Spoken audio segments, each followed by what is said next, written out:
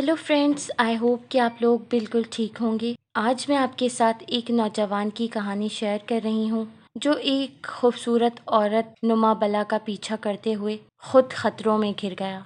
तो आइए सुनते हैं। ये वाक़या तकरीबन 10 साल पहले का है। आबिद मेरे महल्ले के करीब ही रहता था। उसका घर हमारी घर से तीसरी गली में था, जहाँ उसके वालिदैन के अलावा 2 छोटे भाई और एक छोटी बहन रहती थी। आबिद के वालिद शकूर साहब हमारे ही मोहल्ले में एक मस्जिद के इमाम थे और वो बहुत अच्छे और शरीफ लोगों में शुमार होते थे, जबकि उसकी वालिदा मोहतरमा महल्ले के बच्चों को कुरान मजीद के अलावा ट्यूशन भी पढ़ाया करती थीं। आबिद के दोनों छोटे भाई एक ही स्कूल में 8वीं और 6ठी क्लास में पढ़ते थे और छोटी बहन सिर्फ 3 साल की थी। मैं और आबिद दोनों एक ही दफ्तर में आला ओहदों पर काम किया करते थे, लेकिन शोबाजात अलहदा-अलहदा थे। हम इकट्ठे ही घर से निकलते और मुकर्ररा वक्त पर दफ्तर पहुंच जाते। उसके बाद शाम को दफ्तर से फारिग होने के बाद साथ ही निकलते और अपने अपने घर पहुंच जाते। सुबह नमाज के बाद आबिद मोहल्ले के करीब एक पार्क में चहलकदमी करने के लिए चला जाता। ये उसका रोज़ का मामूल था। मेरी उससे पहली मुलाकात उसी पार्क में हुई थी, क्योंकि मैं भी सुबह के वक्त चहलकदमी के लिए अक्सर उसी पार्क में जाया करता था। जब उसने दफ्तर और घर का पता बताया तो मैंने कहा, तुम तो मेरे मोहल्ले में 2 गलियां छोड़कर तीसरी गली में रहते हो और मैं भी उसी दफ्तर में काम करता हूँ जहाँ तुम काम करते हो। यूँ बहुत जल्द हमारे दरमियान दोस्ती का रिश्ता कायम हो गया। उसके बाद हम दोनों ने उसी पार्क में इकट्ठे चहलकदमी शुरू कर दी। आबिद बहुत हंसमुख तबीयत रखता था। उसकी आदत हर एक के साथ हल्का फुल्का मजाक करने की भी थी। एक रोज़ मेरी तबीयत कुछ नासाज थी, इसलिए आबिद के साथ पार्क में ना जा सका। वो अकेला ही चला गया। बकौल आबिद वो पार्क में चहलकदमी कर ही रहा था कि अचानक उसने एक लड़की को देखा जो पार्क का गेट पार करके अंदर आ रही थी। उस लड़की को आबिद देखता ही रह गया, क्योंकि वो बहुत खूबसूरत थी। सुर्खो सफ़ेद रंग, निकलता कद, उसकी उम्र तकरीबन 20 साल के लगभग थी। आबिद को वो लड़की बहुत अच्छी लगी।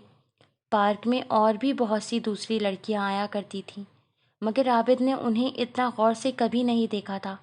उस लड़की में पता नहीं ऐसी कौन सी खूबी थी जिसे देखकर वो दंग रह गया। उस रोज़ आबिद ने पार्क से वापसी पर मेरे घर आकर मुझसे उस लड़की का जिक्र किया और साथ ही मुझसे ये मशवरा भी मांगा कि मैं उस लड़की से कैसे दोस्ती करूं। मैंने आबिद से कहा कि मैं क्योंकि लड़कियों के मामले में कभी नहीं पड़ा, इसलिए मैं तुम्हें कोई मशवरा नहीं दे सकता। इस तरह आबिद अपने तौर पर लड़की से मुलाकात करने का बहाना सोचने लगा। उस दिन मैं भी पार्क में आबिद के साथ था। चहलकदमी करते हुए अचानक ही उसने मुझे कहा कि मुअज़्ज़म, चहलकदमी करने के बाद तुम घर चले जाना, मैं थोड़ी देर के बाद वापस आऊँगा। ये कहकर वो आगे बढ़ गया और मैं कुछ देर के बाद घर वापस आ गया। उधर पार्क में आबिद उस लड़की के पीछे आहिस्ता आहिस्ता चहलकदमी कर रहा था कि अचानक लड़की का रुख पार्क में उस वीरान जगह की तरफ हो गया जहाँ सिर्फ झाड़ियाँ थीं। उसे वहाँ जाता देखकर आबिद ने भी अपना रुख उस जानिब कर लिया। वो लड़की वहाँ झाड़ियों के पास पड़े एक बड़े पत्थर पर जाकर बैठ गई।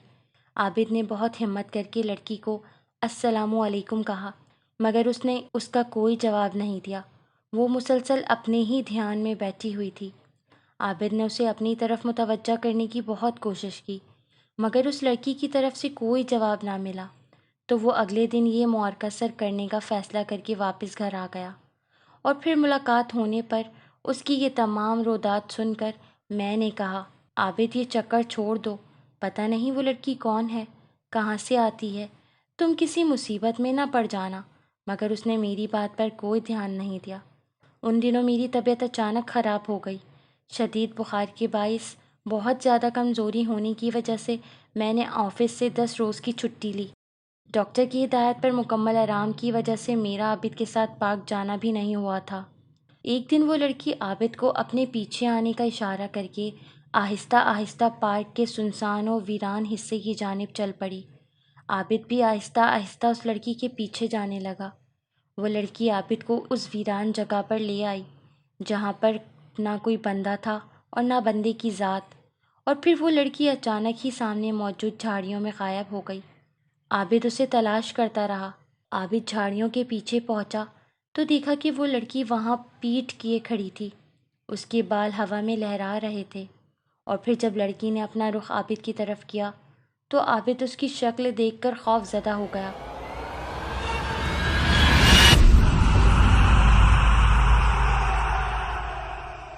کیونکہ لڑکی کی شکل بگڑ چکی تھی اور اس کے لمبے لمبے دانت باہر کی طرف نکلے ہوئے تھے، اور اچانک ہی اس نے خوف زدہ عابد کا بایاں بازو پکڑا اور پلک جھپکتے ہی اپنے منہ میں لے کر چبا ڈالا۔ درد اور تکلیف کی وجہ سے عابد کی چیخیں نکل گئیں۔ اس نے اپنا بازو اپنی طرف زور سے کھینچا تو آدھا بازو اس لڑکی کے منہ میں رہ گیا۔ عابد نے فوراً ہی وہاں سے دوڑ لگا دی۔ وہ بھاگتے بھاگتے جب جھاڑیوں کے پار پہنچا تو اس کی چیخیں سن کر بہت سے لوگ وہاں جمع ہو چکے تھے، اور وہ وہاں بے ہوش ہو کر گر پڑا۔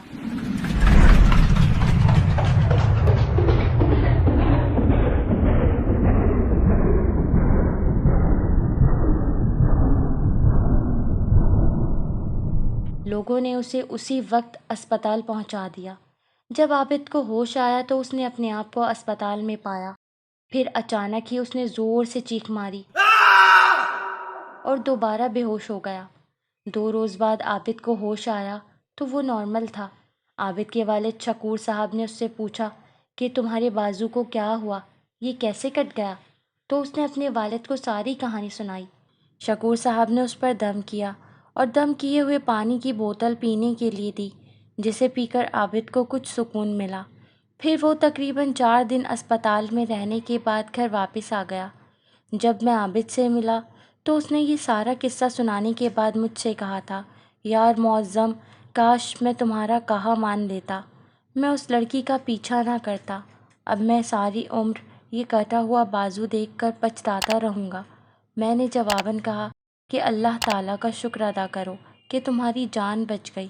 عابد آج تک پچھتا رہا ہے اور میں اسے تسلی دیتا ہوں، جس سے اسے کچھ حوصلہ مل جاتا ہے۔ اللہ تعالیٰ سے میری دعا ہے کہ وہ ایسے واقعات سے ہر انسان کو ہمیشہ بچائے، آمین ثم آمین۔ سو فرینڈس، یہ تھی آج کی اسٹوری۔ آئی ہوپ کہ آپ لوگ کو پسند آئی ہوگی۔ اب ملتے ہیں نیکسٹ ٹائم ایک نیو ہارر اسٹوری کے ساتھ۔ Bye bye.